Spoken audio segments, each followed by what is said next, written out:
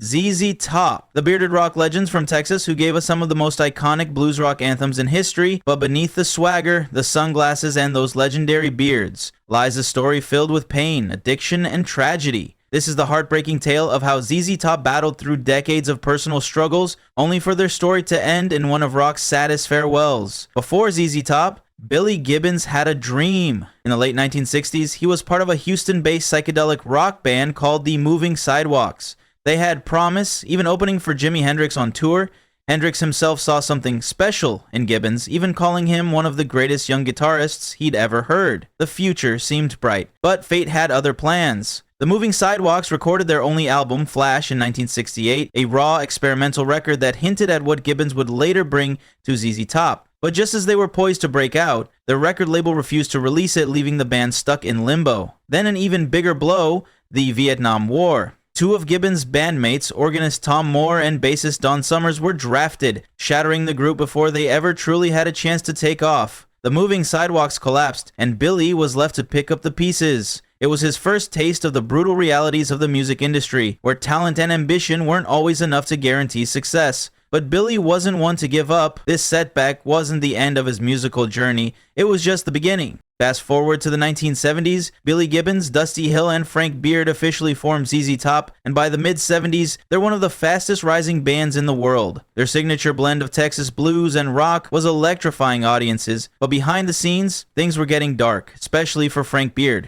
In 1977, Beard received his first big royalty check, a staggering $72,000. It was more money than he had ever seen in his life. And what did he do with it? In his own words, "I spent it on drugs. Every bit of it." At first, it was just pills. Uppers to keep up with the band's grueling schedule, downers to take the edge off. But as the years went on, his substance use escalated. What started as a way to cope with the pressures of fame turned into a full-blown addiction, consuming his life. His bandmates watched as he spiraled, but addiction is a beast that doesn't let go easily. Eventually, Beard reached his breaking point. He entered rehab and committed to a 12-step program, determined to reclaim his life before it was too late. The band took a multi-year break to allow him time to recover, but when they returned in 1979, it was clear ZZ Top was far from done. They had survived the excesses of rock and roll, and they were about to enter their most legendary era yet. In 1984, Hill nearly accidentally unalived himself. He used to keep a small piece tucked inside his boot, a habit from his younger days in Texas. It was meant for protection, but on one fateful night, it almost cost him his life. As his girlfriend helped him take off his boots, it slipped out, hit the floor, and discharged, going straight into his abdomen.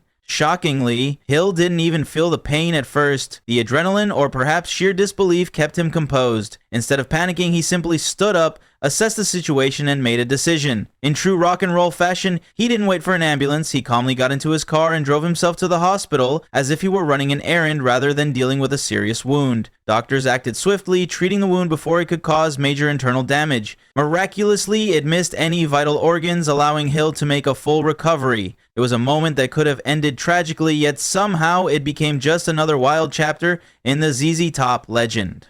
Despite all their troubles, ZZ Top never stopped touring. For decades, they brought their signature blend of blues and rock to fans around the world, but over the years, the relentless schedule took a heavy toll on the band, especially on bassist Dusty Hill. In 2000, Hill was diagnosed with hepatitis C, a serious viral infection that attacks the liver. This forced the band to cancel a highly anticipated European tour. Determined as ever, Hill underwent treatment and eventually recovered, allowing the band to get back on the road, but the challenges didn't stop there. In 2007, just as they were preparing for another European leg, Hill's health took another hit. He developed a non-cancerous growth in his inner ear, a condition that, if left untreated, could have left him permanently deaf. Once again, the band had to cancel their tour, prioritizing his health over their performances. Then, in 2014, a freak accident on the band's tour bus led to a severe hip injury for Hill. Even after recovering, his troubles weren't over. 2 years later, in 2016, another devastating fall backstage caused further damage, sidelining him once more. By 2017, the years of physical strain were catching up. The band was forced to take an indefinite break due to what was vaguely described as a tummy ailment affecting Hill. Fans speculated about the severity of his condition, but one thing was clear. Dusty Hill's commitment to ZZ Top was unwavering, even as his body bore the scars of a lifetime spent on the road. Even Frank Beard wasn't immune to medical emergencies. In 2002, while on tour in Europe, Beard suddenly collapsed in excruciating pain. It was acute appendicitis, an emergency that required immediate attention. He was rushed to a hospital in Paris for an emergency operation, leaving fans and bandmates deeply concerned.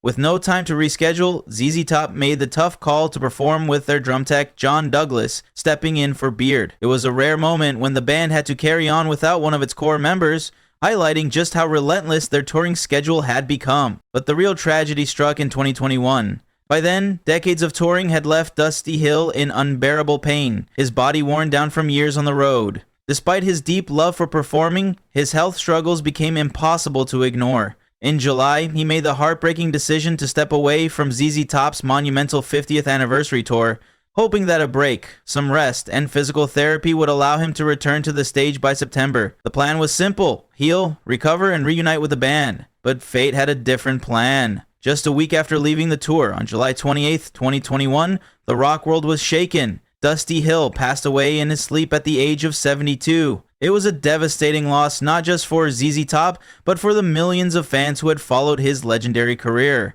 His passing marked the end of an era, but his music, his spirit, and his signature deep bass grooves would live on forever. The news shattered the rock world. ZZ Top had lost its heart and soul. Fans and fellow musicians alike mourned the passing of Dusty Hill, recognizing the profound impact he had on the band and the blues rock genre as a whole. Tributes poured in, from emotional social media posts to heartfelt performances dedicated in his honor.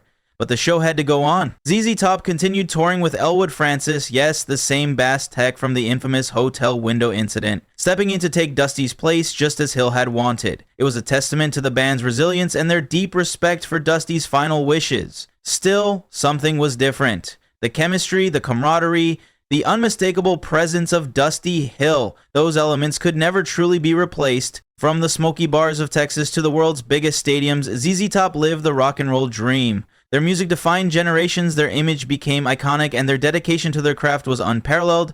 But behind the beards and the blues riffs, their journey was filled with hardship, addiction, accidents, and tragedy. They faced the darkest corners of the rock star lifestyle and emerged, time and time again, with a song in their hearts and guitars in their hands. And yet, through it all, their music never stopped, because that's what legends do. Rest in peace, Dusty Hill. The little old band from Texas will never be the same without you, but your legacy will roar on, like a perfectly tuned hot rod on an open highway.